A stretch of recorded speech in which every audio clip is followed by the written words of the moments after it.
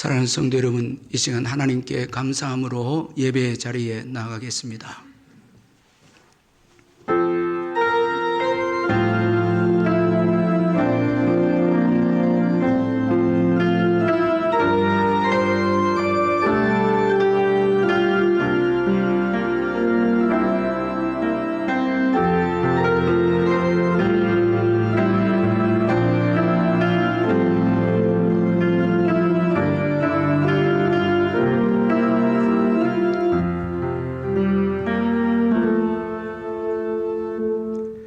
사랑의 하나님 아버지, 오늘 거룩하고 복된 주일을 허락해 주시고 기쁜 마음으로 주님께 나와서 예배 드릴 수 있도록 인도해 주신 것을 감사합니다.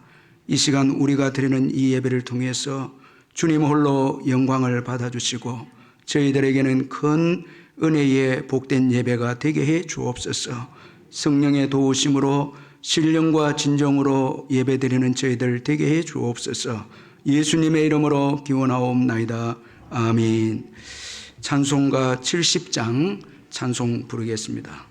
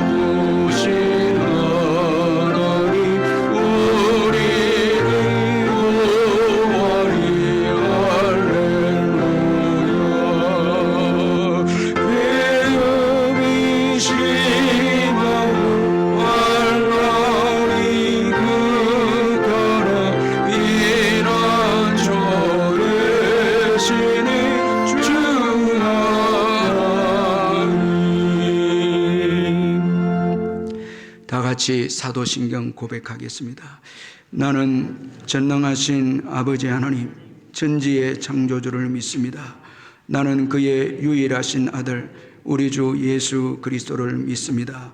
그는 성령으로 잉태되어 동정녀 마리아에게서 나시고 본디오 빌라도에게 고난을 받아 십자가에 못 박혀 죽으시고 장사된 지 사흘 만에 죽은 자 가운데서 다시 살아나셨으며 하늘에 오르시어 전능하신 아버지 하나님 우편에 앉아 계시다가 거기로부터 살아있는 자와 죽은 자를 심판하러 오십니다. 나는 성령을 믿으며 거룩한 공교회와 성도의 교제와 죄를 용서받는 것과 몸의 부활과 영생을 믿습니다. 아멘. 이 시간 우리를 대표해서 김인수 장로님 나오셔서 기도해 주시겠습니다.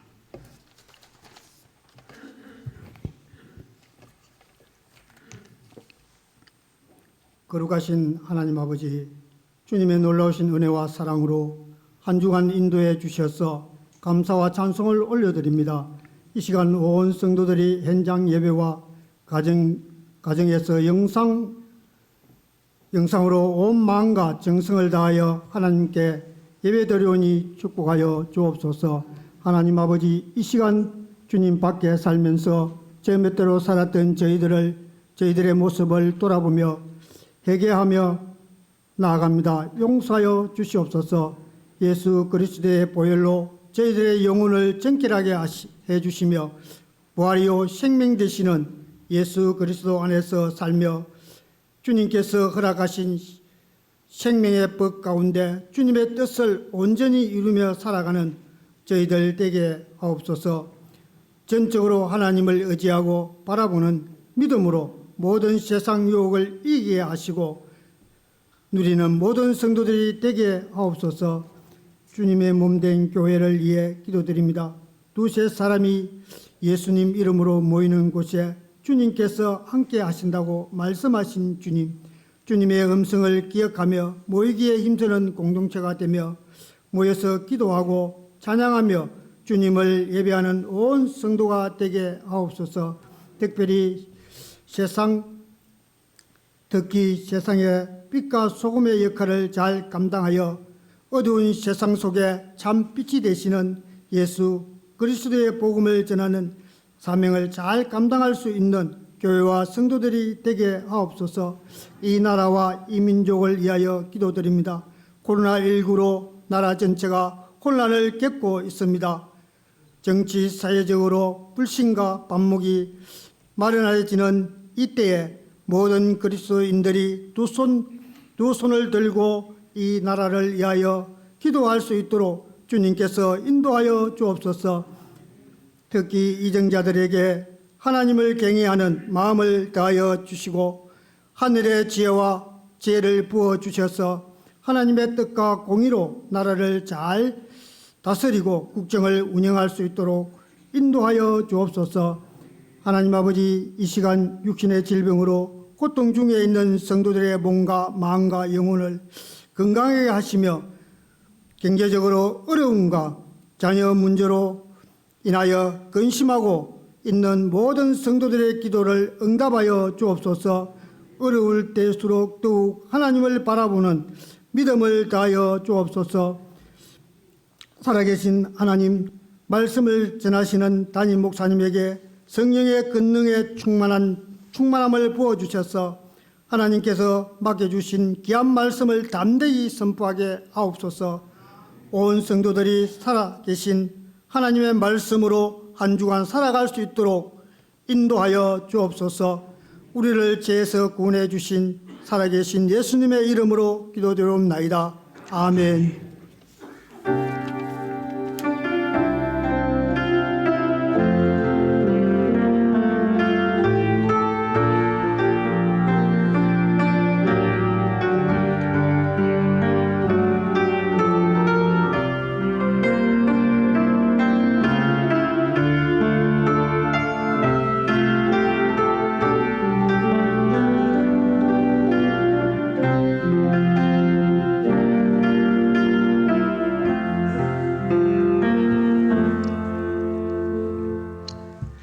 하나님의 말씀은 고린도전서 15장 8절에서 11절까지 말씀입니다. 신약 성경 282페이지 고린도전서 15장 8절에서 11절까지 말씀 찾아서 교도하도록 하겠습니다. 제가 8절을 읽겠습니다.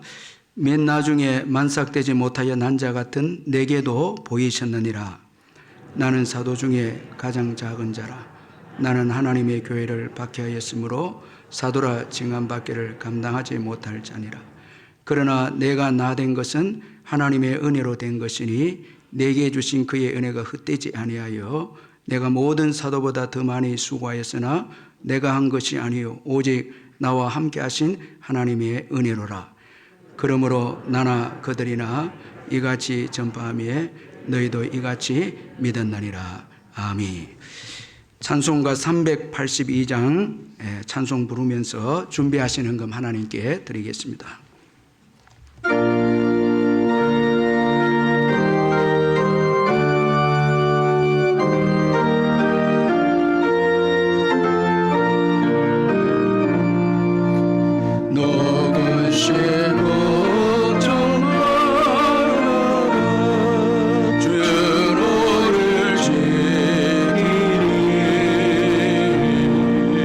주 하나님이 되고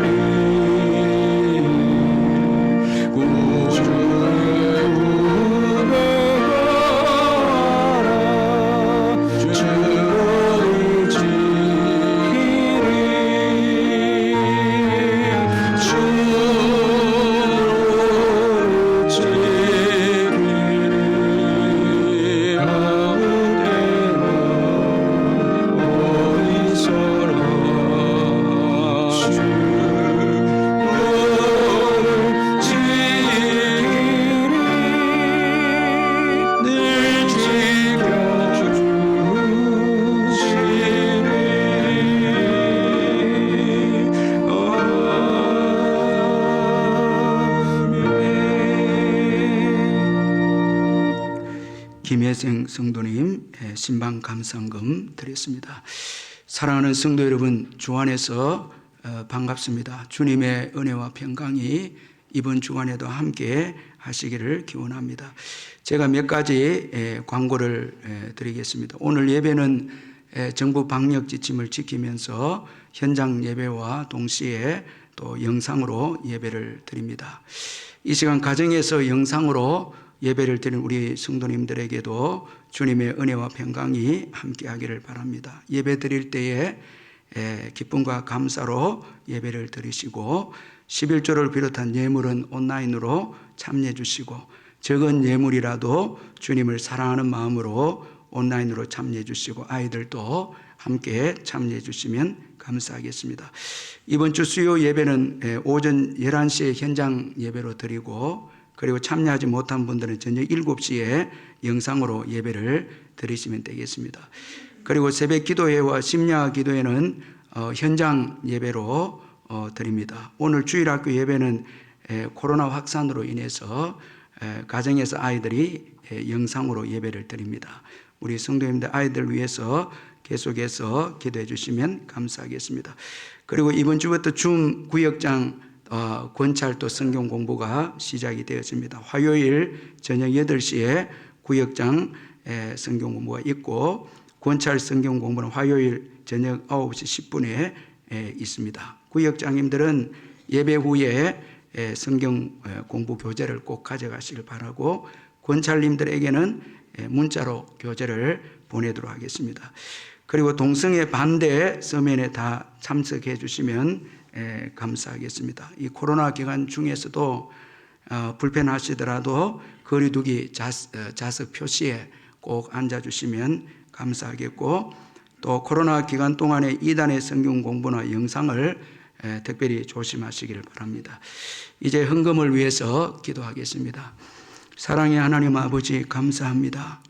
지난 한 주간도 주님의 특별하신 은혜 가운데 잘 보내게 해주시고 또 오늘 복된 주일 주셔서 교회에서 가정에서 이렇게 현장으로 또 영상으로 예배를 드리게 해주시니 감사합니다. 이 땅에서 주님만이 우리의 복이고 우리의 소망임을 기억하고 오늘도 기쁨으로 또 주님을 전적으로 의지함으로 예배하는 저희들 다 되게 해 주옵소서. 힘들고 어려운 문제들을 주님께 맡기고 찬송하며 이미 받은 은혜에 감사하며 나아가는 우리 귀한 성도님들 되게 해 주옵소서. 받은 은혜 감사해서 귀한 예물을 주님께 드립니다.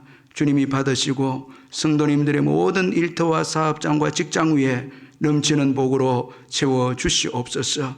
병중에 있는 성도님들 예수의 이름으로 깨끗하게 회복되게 해주시고 또 우리의 부모님들과 어르신들 천국 가시는 그날까지 건강하게 또 믿음으로 사실 수 있도록 은혜를 베풀어 주시옵소서.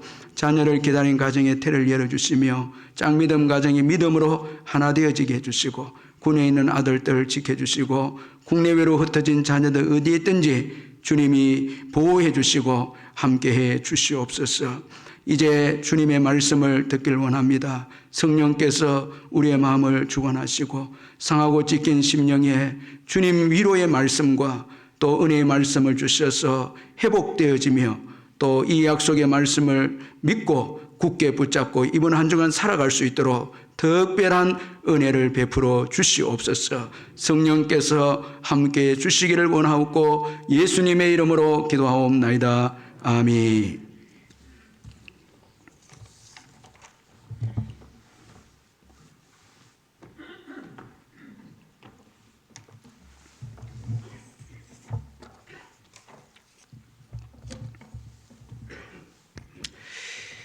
찬양사역자 박종호 씨가 계시는데 이분이 나는 박종호입니다라는 책을 썼는데 이 책에 보면 이런 내용이 소개가 되어 있습니다.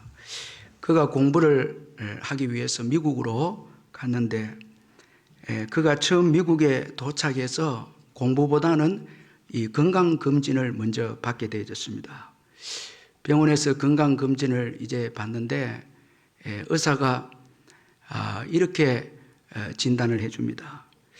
혈압도 높고 또 당뇨도 있고 신장병도 있으니까 특별히 몸을 조심하라고 그렇게 이제 진단을 해 주었습니다. 이 말을 듣고 이 박종호 씨가 일단은 살을 좀 빼야 되니까 체육관에 가서 열심히 운동을 하게 되어졌습니다. 그가 꾸준하게 운동을 해서 10kg을 이제 이 살을 뺐을 때였습니다. 그는 평소 때에 이 땀을 많이 흘리는 그런 체질이었습니다. 그런데 한 번은 이제 2월 추운 겨울에 그가 영하의 날씨에 땀을 많이 흘리니까 보일러를 켜지 않고 이제 잠을 자게 되어졌습니다. 그런데 새벽쯤 되어져서 오른쪽 뺨이 저리고 또 피가 이렇게 안 통하게 되어지는 이런 느낌을 그가 경험하게 되어집니다. 그는 불안한 마음이 들어서 아내를 깨우고 이제 미국에 있으니까 9111을 이제 부릅니다. 그 부른 사이에 혹시나 체했나 싶어서 손가락 발가락을 이제 따는데 갑자기 오른쪽 눈이 뒤집히고 말았습니다. 이 뇌출혈 그런 증세였습니다.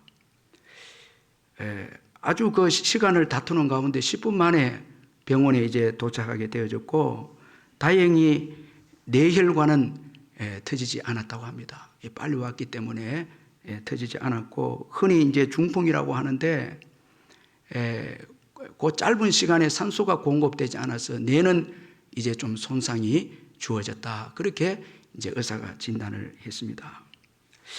나중에 이제 그가 알게 되어졌는데 그가 구급차에 실려갈 때에 한국에서 처남이 이 박종호 씨에게 전화를 했는데 본인은 실려가는 형편이 되니까 전화를 받지 못하고 아들이 전화를 받고 아버지의 박종호 씨에게 일어난 일을 이제 삼촌한테 이야기를 다 해준 것이었습니다.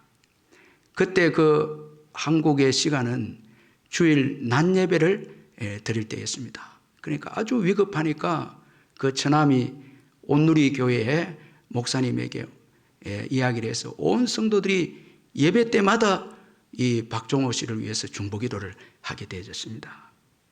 참 그 중보기도가 있었기에 그는 큰 그 위기 가운데 이 그 위기를 극복할 수 있었고 또 회복도 할 수가 있었습니다. 그가 이렇게 고백을 했습니다. 사역을 위해서 공부하기로 미국에 와서 공부를 시작하기도 전에 쓰러지고 회복된 모든 것이 다 하나님의 은혜였습니다. 그렇게 고백했고 또한 그 사건을 통해서 처음으로 자신의 약함을 알게 되어졌다고 또 그렇게 고백하면서 약함을 알게 해주신 것도 하나님의 은혜였습니다. 그렇게 그가 고백했고 그리고 누군가가 자기를 위해서 기도해 줄 수 있는 것이 하나님의 은혜이고 또 그 기도를 하나님이 들어주셔서 자기를 위기 가운데서 구해 준 것도 하나님의 은혜였다. 그렇게 이제 고백을 했습니다. 참 모든 게 지나고 보니까 하나님의 은혜였다는 것입니다. 여러분 우리가 한번 생각해 보면 이 건강이라고 하는 거 참 우리의 노력만으로 이게 안 된다는 것입니다.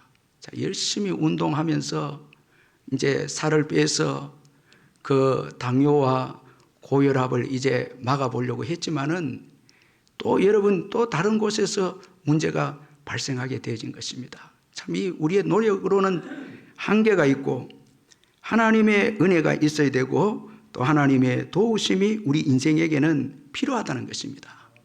여러분 우리가 신앙의 여정도 하나님의 은혜가 있어야 끝까지 완주할 수 있고 참 하나님의 도우심이 있어야 사업도 여러분 우리가 어려운 때 할 수도 있고 자녀도 그렇지 않습니까? 우리의 힘으로는 한계가 있습니다. 왜냐하니까 예상치 못한 일들이 우리의 인생 여정에는 일어나기 때문에 우리의 힘으로는 우리 인생을 성공적으로 완주할 수 없다는 것입니다. 참 하나님의 은혜가 다 필요하다는 것입니다. 그러므로 최고 행복한 사람은 하나님의 은혜를 받은 자입니다. 하나님의 은혜를 입은 자입니다. 자, 이런 점에서 바울은 행복자입니다. 자, 오늘 본문 10절에 보니까 사도 바울은 내게 주신 그의 은혜 이렇게 표현하고 있습니다. 내게 주신 그의 은혜. 자, 내게 주신 하나님의 은혜를 지금 말씀하고 있는데 은혜를 받은 바울입니다.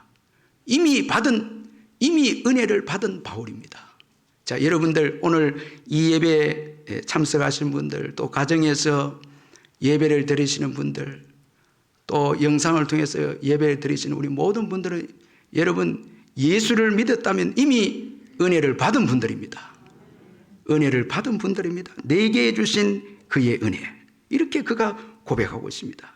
자, 여러분 오늘 이 예배를 드리면서 내게 주신 그의 은혜, 이미 받은 은혜를 여러분 한번 생각하고 또 묵상 한번 해 보시기를 바랍니다. 바울은 오늘 특별히 본문에서 부활의 예수님을 만난 이 은혜에 대해서 감격하고 있습니다.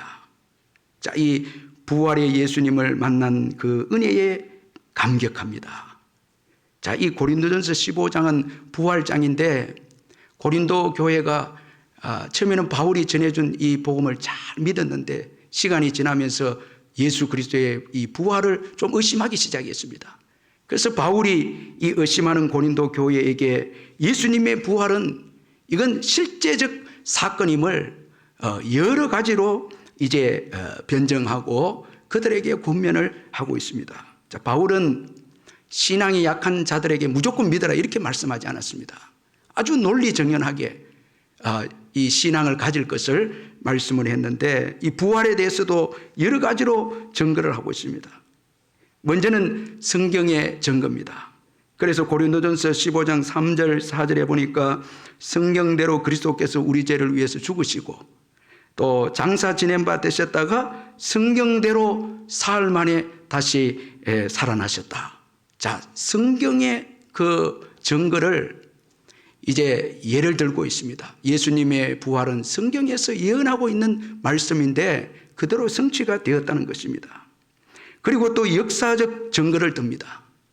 자, 예수님의 부활은 전설적인 이야기가 아니고 이것은 역사 속에서 이루어진 사건이다. 그렇게 말씀합니다. 자, 예수님은 우리 죄를 위해서 이 땅에 오셔서 십자가를 지시고 죽으셨고요. 그리고 3일 만에 예수님은 다시 부활하셨습니다. 자, 이 역사적 사건이라는 것입니다. 그래서 부활에 대해서 의심하는 고린도 교인들에게 부활을 믿을 것을 권면합니다. 자, 또한 예수님의 부활을 직접 만난 사람들을 또 언급합니다. 베드로를 비롯해서 많은 사람들이 예수님의 부활을 보았다는 것입니다. 그런 거로 예수님의 부활은 이건 지어낸 이야기가 아니다라는 것입니다. 그러면서 여러분 중요한 증거를 이제 최종적으로 언급하고 있는데 자신이 부활의 예수님을 만났다는 것입니다.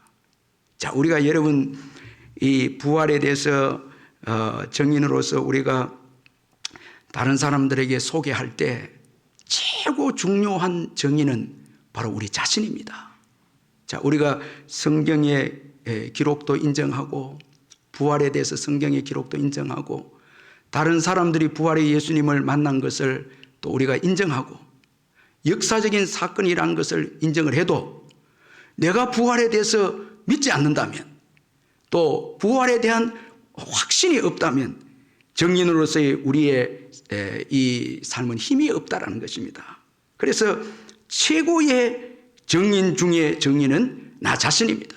바울이 직접 예수님의 부활을 경험했다라는 것입니다. 자, 여러분 아주 이건 중요한 의미입니다. 내가 증인이 되는 것이 최고의 이건 증인입니다. 따라서 바울은 자신이 증인으로서 예수님의 부활을 증거하고 있습니다. 자, 우리 오늘 본문 8절을 한 번 더 같이 한번 읽어보겠습니다. 8절 시작. 맨 나중에 만삭되지 못하여 난 자 같은 내게도 보이셨느니라. 자, 여러분 자신이 부활의 주님을 만나고 부활의 주님이 바울에게 보이신 것을 언급할 때 이 8절에서 바울이 아주 감격해서 아주 감사해서 지금 고백을 하고 있습니다. 맨 나중에 만삭되지 못하여 난 자 같은 내게도 보이셨다. 아주 이건 감사하면서 지금 이 언급을 하고 있습니다. 이 부활의 은혜, 하나님이 주신 이 부활의 은혜에 대해서 감격하면서 언급하고 있습니다. 자, 이 감격을 우리가 이해할 수 있는 단어가 맨 나중에라는 이 말씀입니다. 자, 이 맨 나중에라는 이 말씀은 먼저는 이것은 여러분 부활의 마지막 목격자였다, 이런 의미가 여기에 담겨져 있습니다. 시간적으로 맨 마지막에 바울이 예수님의 이 부활을 목격했다는 것입니다. 자, 여러분, 이 사도의 조건이 있는데요, 사도의 중요한 조건이 뭔가 하면 육신적으로 예수님의 부활을 육신의 눈으로 보아야 합니다. 자, 우리는 대부분 하나님의 말씀을 통해서 믿고 또 우리가 여러 가지 체험을 통해서 경험하지만 이 사도가 된 제자들은 육신의 눈으로 예수님의 부활을 보았습니다. 이 사도의 조건입니다. 아주 중요한 조건입니다. 바울도 비록 마지막에 보았지만 예수님을 그의 육신의 눈으로 보았다는 것입니다. 다메섹 도상으로 가다가 부활의 예수님을 만났습니다. 자, 이런 의미가 담겨져 있고, 그리고 맨 나중에라는 이 말씀은 가장 하찮은 존재라는 이런 의미가 또 여기 있습니다. 자, 그러니까 이 바울이 정말 자격이 되지 않는 이 자기 자신이 부활의 주님이 찾아오셔서 그를 만나 주셨다는 것입니다. 이것이 바울에게는 감격적인 사건이 아닐 수 없었다, 그렇게 그가 고백을 하고 있습니다. 자, 여러분, 이 맨 나중에라는 말씀을 좀 더 이해하기 위해서는 마태복음 20장에 보면 포도원 품꾼 비유가 나오고 있는데, 여기에 보면 이른 아침에 주인이 품꾼으로 부르는 사람들이 있습니다. 그리고 오전 9시에 부르는 사람도 있는데요, 최고 마지막에 오후 5시에 이제 일이 끝날 때쯤 놀고 있는 사람들을 또 주인이 부릅니다. 자, 맨 나중에 오후 5시에 부른 자들입니다. 이 사람들은 얼마나 감사했을까 아니겠습니까? 정말 그 주인이 긍휼을 베풀어서 놀고 있기 때문에 긍휼을 베풀어서 불쌍히 여겨서 이들을 맨 나중에 부릅니다. 그런데 임금은 똑같이 줍니다. 이게 특별한 주인의 사랑과 은총이 아닙니까? 이와 마찬가지로 바울이 사도로 부름받은 것은 오후 5시에 부름을 받은 품꾼과 같았다라는 이런 의미가 여기에 담겨져 있습니다. 주인의 큰 사랑과 긍휼 때문에 부름을 받은 바울이었습니다.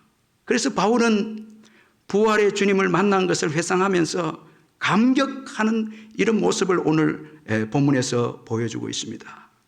자, 여러분, 오늘 우리들도 바울과 같은 자가 아닙니까? 정말 하나님의 은혜가 아니었더라면 여러분, 부름을 받은 수 없는 우리들이 아니었겠습니까? 그런데 은혜로 우리를 불러주셨다라는 것입니다. 여러분, 최고의 이 복은 예수님을 만나서 부활의 은혜를 우리가 받는 것입니다. 예수님을 믿어서 부활의 은혜를 받는 것, 이건 최고 큰 축복입니다. 부활의 예수님은 인생 단 하나의 희망입니다. 예수님의 부활은 모든 인생에게 주어진 이 죽음을 극복하게 되는 유일한 길이 예수님의 부활입니다. 그런 거로 우리 예수 믿는 자들에게 있어서 최고의 큰 축복은 예수님의 이 부활을 믿는 것입니다. 이 부활의 은혜를 받은 것입니다. 그럼 구체적으로 부활의 은혜를 받은 자의 삶의 특징이 무엇이겠습니까? 자, 오늘 이 본문을 통해서 살펴보면 먼저는 겸손입니다. 바울은 부활의 예수님을 만나고 겸손해졌습니다. 오늘 이 본문에 보면 바울의 겸손을 여러 곳에서 언급하고 있습니다. 맨 나중에 표현하고 있고, 만삭되지 못한 자 같은 내게도 보였다, 이렇게 표현하고 있고, 나는 모든 사도들보다 지극히 가장 작은 자다. 사도 중에 가장 작은 자다. 이렇게 고백하고 있습니다. 여러분, 이 부활의 주님을 만나면 여러분, 우리의 진정한 모습을 발견하게 됩니다. 자, 죄인됨을 발견하게 됩니다. 그래서 진정으로 겸손한 자가 되고 나의 약함을 알게 됩니다. 이 부활의 예수님을 만나면 나의 약함을 알게 되는 것입니다. 마치 여러분, 빛이 오면 어둠이 다 드러나듯이 빛 대신 예수님께서 우리에게 찾아오셔서 우리를 조명해 주면 우리 죄가 다 드러나는 것입니다. 이 팀 켈러의 부활을 입히다라는 책을 보면은 팀 켈러 목사님이 이런 말씀을 하고 있습니다. 바울을 완전히 딴 사람이 되게 한 것이 무엇일까? 그는 고린도전서 15장 10절에서 3번이나 은혜라는 단어를 썼다. 이전에 사울이었을 때만 해도 그는 자신에게 자비와 용서 따위는 전혀 필요치 않다고 생각했다. 진리와 하나님을 향한 열정이라면 누구보다도 뜨거웠다고 자부했다.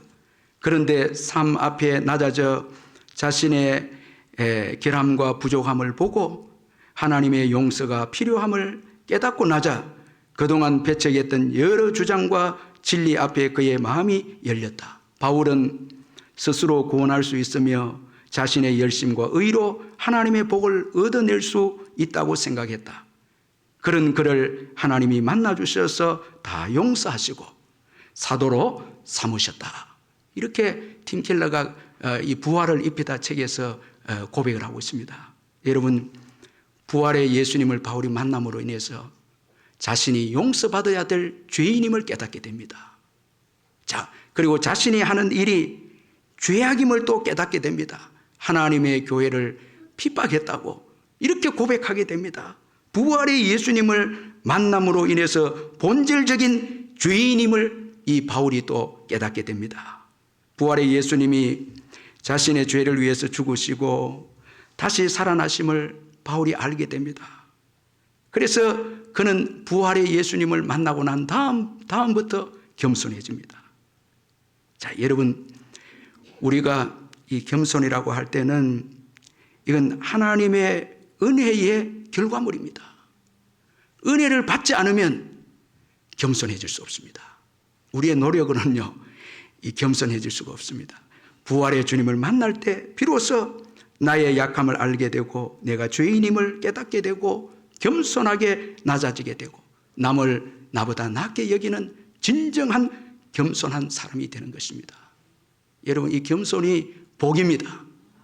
왜 실패했습니까? 여러분, 우리가 실패하고 왜 망했는가 돌아보면요, 교만했기 때문에 망했습니다. 자, 여러분, 겸손하면 큰 일을 감당합니다. 왜? 내가 낮아지면 그만큼 주의 능력이 크게 나타나기 때문에. 자, 내가 겸손해지면 주님의 능력은 그만큼 커지기에 큰 일을 하는 인생이 됩니다. 그런데 여러분, 모든 것을 다 갖추고도 주님 나라를 위해서 조그만 일밖에 할 수 없었다면 그건 겸손하지 못했기 때문에 그렇습니다. 왜? 하나님의 능력이 들어올 공간이 없다는 것입니다. 겸손할수록 더 주님 앞에 기도하게 되고, 이렇게 되면 우리는 하나님 나라를 위해서 더 많이 수고하고 더 많은 일들을 감당할 수 있는 축복의 인생들이 되는 것입니다.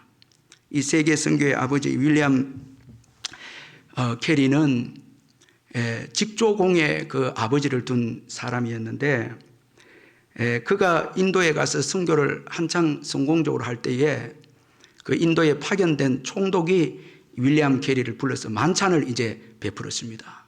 그때 그 만찬 자리에 한 장교가 있었는데 윌리엄 캐리에게 큰 소리로 묻습니다. 당신은 과거에 이 재화공이 아니었습니까? 이 구두를 만드는 사람이 아닙니까? 그 많은 사람들한테 큰 소리로 이렇게 말했을 때 윌리엄 캐리는 대답하기를, 아니요, 장교님, 저는 그보다 더 아래인 구두 수순공이었습니다. 이렇게 대답을 합니다. 자, 정말 여러분 진실했고 정말 겸손한 이 윌리엄 캐리였습니다. 그는 그의 선교가 충성되고 사람들이 헌신된 일로 보았지만은 정작 캐리는 자기처럼 무능한 자를 구원하시고 사용해 주신 주님께 감사해서 주님을 진정으로 사랑해서 선교했기에 선교의 역사가 큰 역사가 일어나게 되어졌다는 것입니다. 윌리엄 캐리는 학벌도 없고요, 돈도 없었습니다. 선교사 자격에도 탈락됐습니다. 자, 우리로 말하면 교단 이 선교사로 파송하는 그 자격도 탈락이 되어졌습니다. 그러나 윌리엄 캐리는 부활의 주님을 만났고 겸손했기에 그는 대단한 학벌의 사람도 못하는 일들을 감당해냅니다. 대학을 세우고요. 그리고 성경을 16개 언어로 번역을 합니다. 여러분, 자신이 낮아지고 겸손해지니까 부활의 주님의 그 능력이 윌리엄 캐리에게 역사에서 엄청난 일을 감당하는 그런 위대한 인생이 되었습니다. 여러분, 부활의 주님을 만날 때 주어지는 아주 중요한 축복은 겸손입니다. 이로 인해서 여러분, 주님의 은혜가 계속해서 공급되고 큰 일을 하게 되고 많은 일을 감당하게 되는 것입니다. 그래서 이 겸손이 이게 복입니다. 그리고 또 부활의 주님을 만난 이 바울에게 주어진 축복은 바울 자신의 변화였습니다. 자, 바울이 부활의 예수님을 만나고 자신이 변화됩니다. 그래서 10절에 보니까 내가 나 된 것은 하나님의 은혜로 된 것이니 이렇게 말씀합니다. 내가 나 된 것은 하나님의 은혜로 되었다, 이렇게 고백합니다. 이 똑같은 말씀을 현대의 성경에 보면 그러나 나는 하나님의 은혜로 오늘의 내가 되었습니다, 이렇게 번역하고 있습니다. 오늘의 내가, 오늘의 납니다. 자, 여러분, 이 말씀이라면 과거에 바울이 있었고 오늘의 바울이 있음을 말씀해 주고 있지 않습니까? 과거의 바울, 예수 믿기 전에 부활의 은혜를 경험하기 전에 바울의 자화상과 부활의 은혜를 경험하고 여러분 변화된 오늘의 바울, 여러분 이 오늘의 바울도 있다라는 것을 또 말씀해 주고 있습니다. 부활의 예수님을 만난 은혜가 바울을 변화시켰는데 구원받게 했고 또 직분을 얻게 했고 직분을 받게 했고 하나님의 사랑을 받는 바울이 되게 해 주었습니다. 자, 부활의 예수로 인해서 변화된 바울입니다. 이 주석가 찰스 하지는 바울이 내가 나 된 것은 하나님의 은혜로 된 것이니 이 말씀을 이렇게 주석을 했습니다. 하나님의 은혜가 나를 현재의 나로 만들었습니다. 만일 내가 그대로 있었다면 나는 계속해서 해방자와 핍박자와 포행자였을 것입니다. 자, 은혜가 주어지지 않았다면 계속해서 교회를 핍박하는 그런 핍박자가 되었을 것입니다. 자, 이렇게 해석합니다. 내가 지금 사도가 되어 내가 이전에 잔해했던 신앙을 전파하게 된 것은 하나님의 은혜 때문이다, 또 그렇게 해석합니다. 자, 부활의 주님을 만나고 난 다음에 바울의 여러분 자화상이 바뀌게 되어졌습니다. 자, 그러므로 여러분 지금의 나 어떤 나인가, 이거 너무 중요합니다. 지금의 나는 어떠한 나인가? 예수님의 부활을 믿음으로 과거의 자연인으로서의 나가 아니라 변화된 여러분 나인가? 바울처럼 변화된 나인가? 이것 아주 중요합니다. 그리고 여러분 변화된 나로서 삶을 살아가고 있는가? 변화되지 않는 자연인으로서 여전히 살고 있는가? 아니면 나는 변화된 하나님의 사람으로 살고 있는가? 이거 중요합니다. 여러분 예수 믿지 않는 자들이 가장 여러분 불쌍한데 그 중에 불쌍한 이유 중에 하나가 뭔가 하면 진정한 나를 발견하지 못했다는 것입니다. 하나님이 계획한 나입니다. 하나님이 계획한 나입니다. 이걸 믿지 않는 자들은 부활의 은혜를 믿지 않는 자들은 이것을 발견하지 못했다는 것입니다. 하나님은 우리 인생들에 대한 계획을 다 가지고 계시지 않습니까? 그런데 부활 신앙을 믿음으로 이 계획을 발견한 사람이 있고 발견하지 못한 사람들도 있다는 것입니다. 바울은 발견했습니다. 그래서 사도행전 9장 15절에 주께서 이르시되 가라, 이 사람은 내 이름을 이방인과 임금들과 이스라엘 자손들에게 전하기 위하여 택한 나의 그릇이라. 부활의 예수님을 만나고 난 다음에 엄청난 바울은 하나님이 계획한 자신, 진정한 자신을 발견하게 됩니다. 부활의 예수님을 만나고 그는 택한 사람인 것을 알게 됩니다. 택한 그릇이다. 선택된 자라는 거예요. 선택되었다는 것은 사랑받는 자라는 거예요. 아니, 이미 창세전부터 사랑받고 있었다는 거예요. 이걸 몰랐다는 것입니다. 부활의 예수님을 만나기 전에 몰랐습니다. 그런데 부활의 주님을 만나고 보니까 창세전부터 사랑받는 자였고, 그리고 사도로 하나님께서 이미 택정하시고 선택한 자였다는 것입니다. 사랑받은 자였음을 깨닫게 되었습니다. 여러분이 얼마나 행복한 바울이 아니겠습니까? 행복한 자상을 가졌죠. 그리고 이방인의 사도로 보냄을 받게 됩니다. 주께서 가라, 이방인과 임금들과 가라는 것입니다. 보냄받은 바울입니다. 주님께로부터 보냄을 받은 바울이고 하나님의 대사인 바울입니다. 부활의 주님을 만나니까 엄청난, 여러분, 바울에게 주어진 엄청난 축복이 보였습니다. 하나님이 보낸 자입니다. 사도입니다. 하나님 나라의 대사였습니다. 이 얼마나 여러분 능력 있는 그런 사람과 지위가 아닙니까? 그 토론토 큰빛교회에 이면수 목사님이 계시는데, 이분이 우리가 잘 알다시피 북한에서 붙잡혀서 강제 수용소에서 오랜 세월 동안, 시간 동안 참 엄청난 고통을 받은 분인데, 신앙으로 참 다 어려움을 이기는데, 이분이 결정적으로 이제 북한에서 풀려나게 된 것은 캐나다 정부의 도움 때문이었습니다. 이 캐나다 시민권자였다는 것입니다. 여러분, 힘이 있는 나라의 그 시민권은 그 대단하거든요. 그래서 자기가 나중에 간증을 하면서 성도들이 기도해 주셔서 캐나다 정부를 움직였는데, 캐나다 정부에서 이제 북한 정부하고 이게 이 연결이 되어져서 자기가 이제 풀려나게 되었다는 것입니다. 그리고 캐나다로 돌아올 때에 캐나다 수상이 제공한 비행기를 타고 돌아온 거예요. 여러분, 사실 힘이 있는 이 나라는요, 막강합니다. 예. 참, 그래서 우리가 조국을 위해서, 나라를 위해서 기도하는 이유가 여기 있는 것입니다. 참 힘이 없으면요, 얼마나 불쌍한지 모릅니다. 그런데 힘이 있으면은 정말 여러 나라를 다릴 수 있고 혜택도 입게 되고 위험한 데서 구출도 받게 되는 것입니다. 그런데 여러분, 세상에 아무리 힘 있는 나라를 해도 하나님 나라와 비교할 수 있겠습니까? 하나님 나라의 그 권세와 능력을 비교할 수 있겠습니까? 하나님의 도우심이 있고, 하나님의 나라의 시민권을 가진 자들은 하나님의 도우심이 있고, 하나님 나라의 대사들은 하나님의 특별한 능력이 있지 않겠습니까?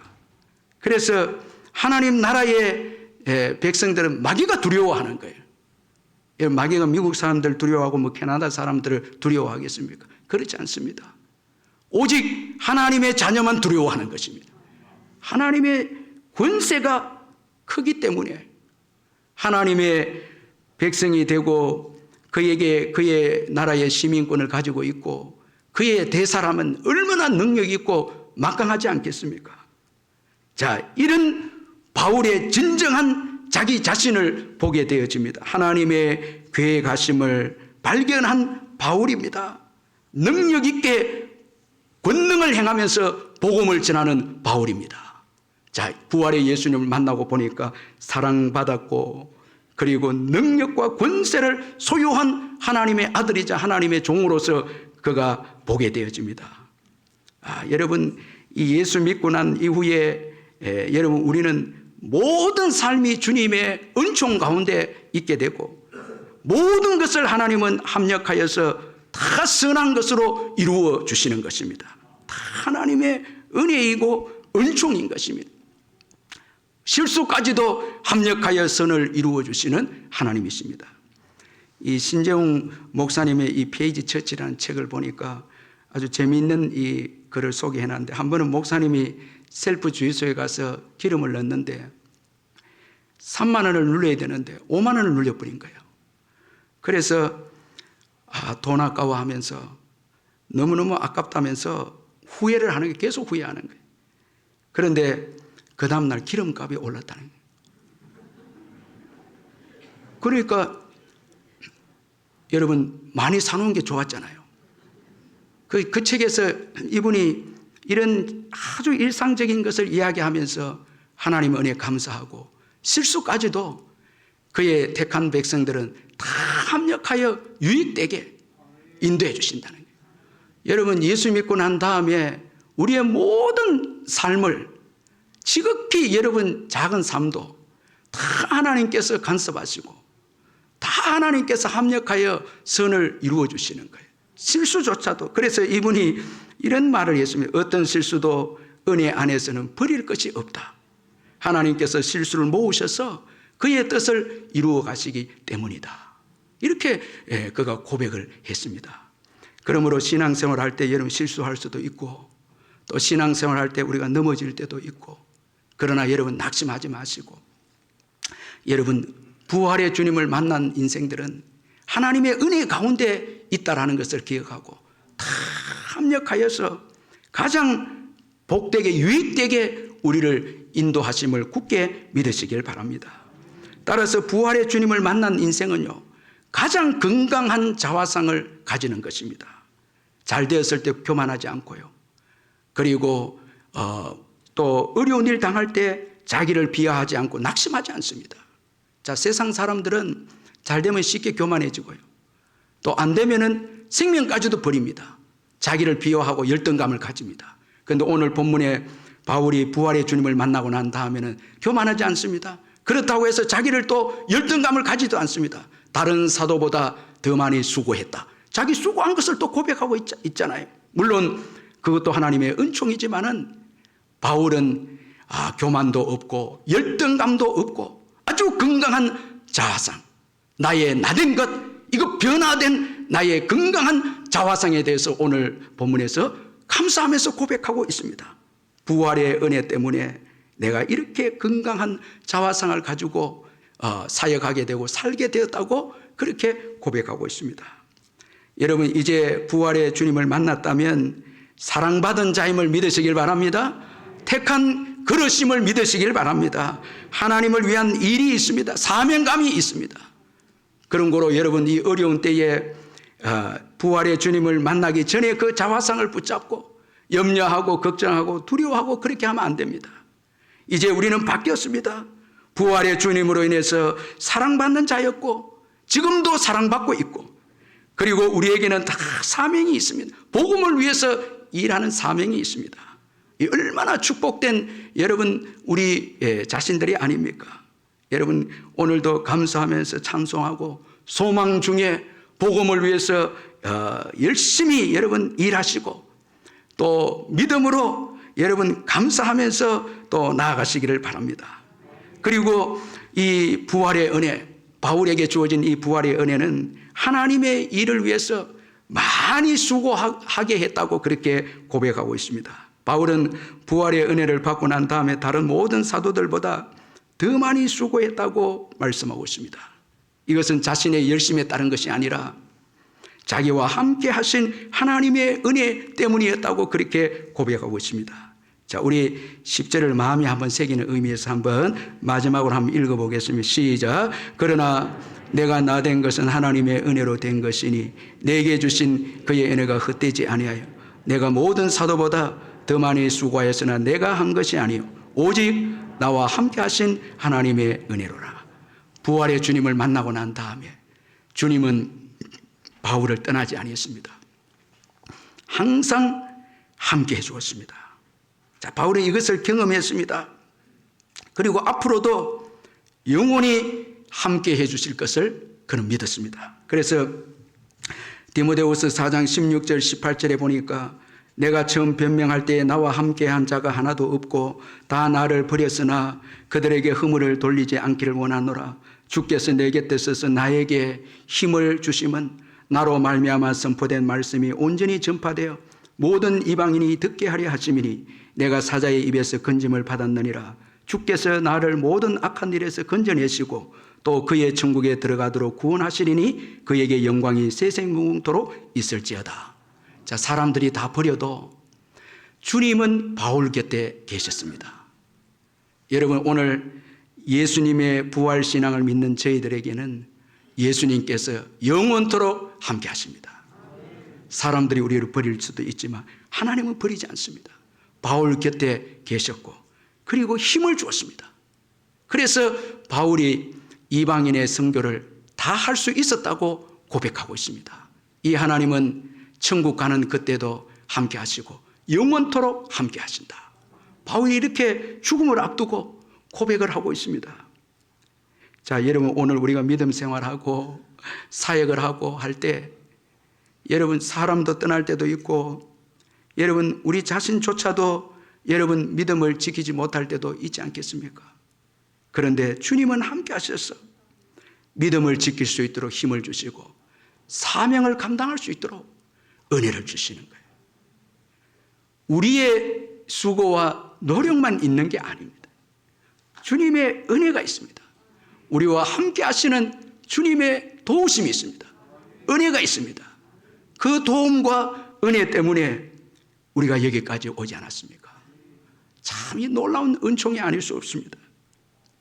이 기독교에 있어서 수많은 사람들이 순교했는데 그 중에 아주 귀한 이 순교자 한 분이 계시는데 이 4세기의 크리소스톰이라는 이 교부가 순교했는데 이분은 로마 황제를 숭배할 때에 황제를 거역하고 예수님 믿다가 순교를 했는데 너무너무 참 신앙이 좋은 그런 교부였는데 당시 로마의 이 아르카디우스 황제가 이 크리소스톰에게 이제 그 신문을 합니다. 예수를 부인하지 않으면 추방하겠다. 그렇게 협박을 하니까 이 크리소스톰이 대답하기를 폐하 저를 이 재판장에서 추방하실 수는 있을지 몰라도 제 집에서 추방하시는 것은 불가능합니다. 전 세계 모든 곳이 아버지의 집이기 때문입니다. 하나님의 집의 아들이기 때문에 내 집에서는 추방할 수 없다는 거예요. 그러니까 이 화가 난 황제가 너의 모든 재산을 몰수하겠다. 그렇게 또 협박을 하니까 폐하 제 보안은 하늘에 있습니다. 이 땅에 있는 것은 모조품에 불과하니 마음대로 하셔도 좋습니다. 하늘에 있다는 더 화가 난 거예요. 황제가 내 친구와 그리고 가족 모두를 너에게서 격리시키겠다. 고독하게 만들겠다는. 이에 크리소스톰이 소스톰이 이렇게 대답하면 제게는 모든 사람이 떠나도 가장 좋은 친구인 예수님이 계십니다. 그러니 저는 예수님을 절대 놓을 수가 없습니다. 말하니 결국은 이제 사형에 처해집니다. 그가 마지막에 한 말이 황제 저는 두렵지 않습니다. 제 생명은 예수와 함께 하기 때문입니다. 부활신앙이 있으니까. 부활신앙을 가진 자들은 세상이 감당할 수가 없는 거예요. 모든 것이 하나님의 것이고 모든 여러분 사건이 하나님 주관하시고 다 합력하여 선을 이루어 주시고 죽음까지도 두려워하지 않고 죽음도 여러분 극복하니 이 부활신앙만큼 여러분 이런 그 놀라운 이 축복이 어디 있습니까? 이 부활신앙을 소유하기 때문에 여러분 우리는 장애물을 이겨내고 핍박도 이겨내고 모든 어려움을 이겨내서 더 많이 수고하고 일할 수 있는 것입니다.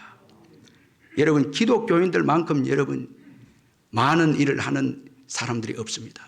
세상에는요 신념이 있으면 큰 일을 합니다.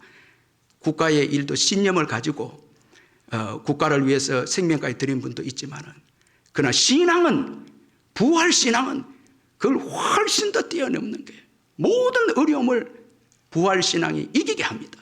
그리고 많은 일을 감당하게 합니다. 큰 일을 하게 합니다. 그러니 여러분 이 부활신앙의 은혜 이거 얼마나 귀한 은혜가 아니겠습니까?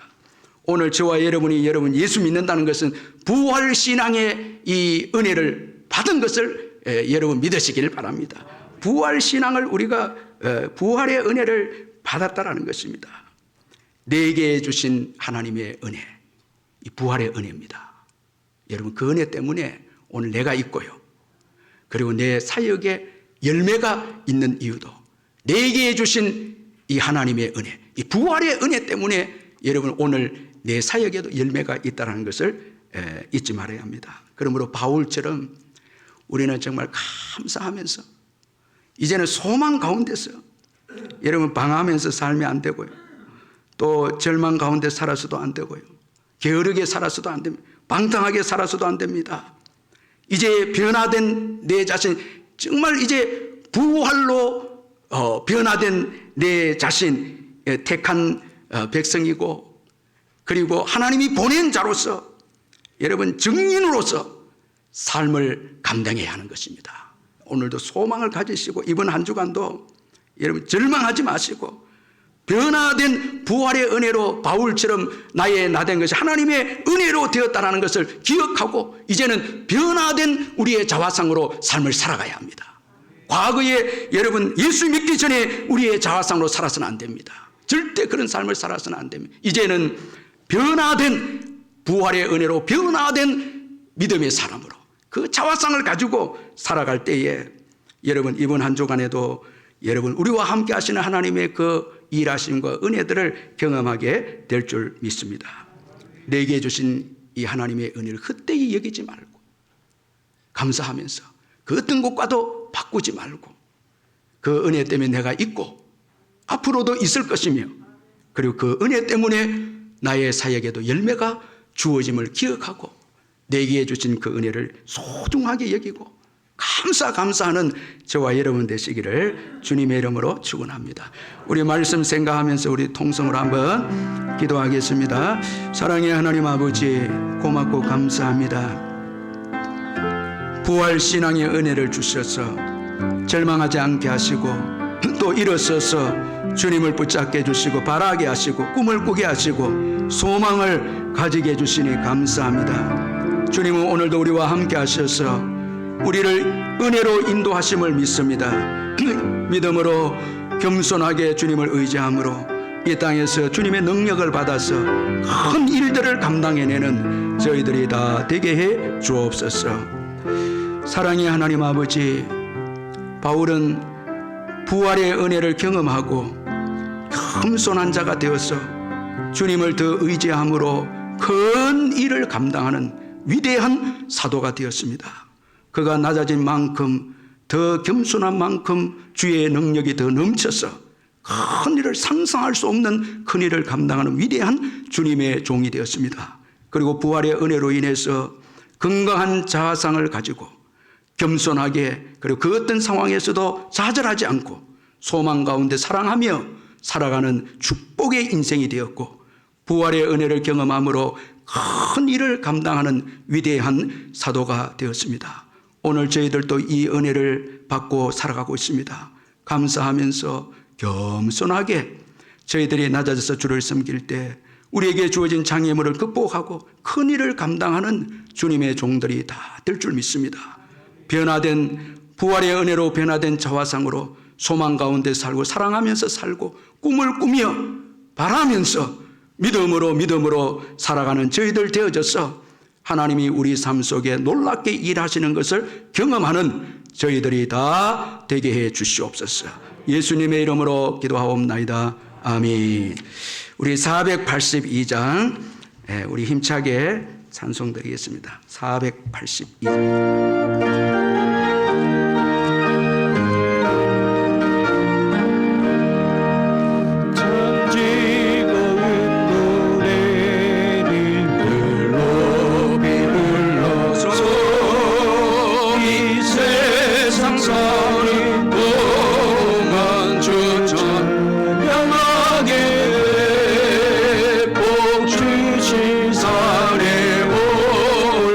멀리 바라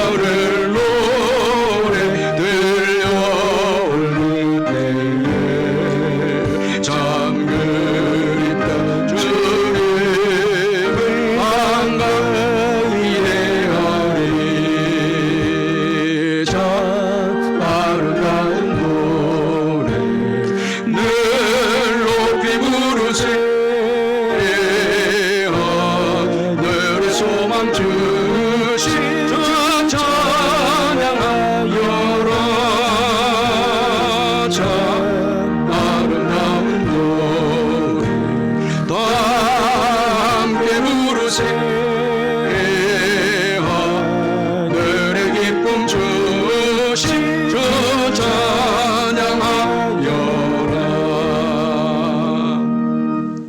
우리 주 예수 그리스도의 변함없는 은혜와 하나님 아버지의 영원하신 사랑과 성령의 교통하심과 위로하심과 충만하심이 이 예배 참석한 성도님들 심령 위에 영원토록 함께 있을지어다. 아멘.